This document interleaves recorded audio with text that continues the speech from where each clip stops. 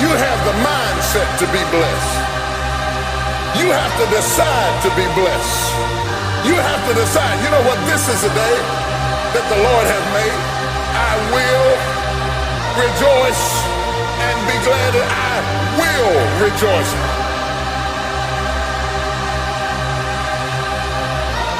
Let the past go and step over into the future.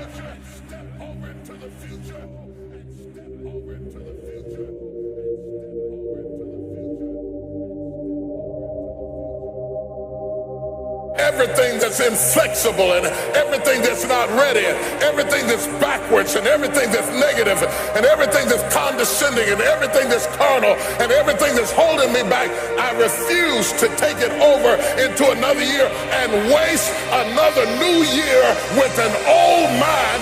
The devil is a lie. I will rejoice.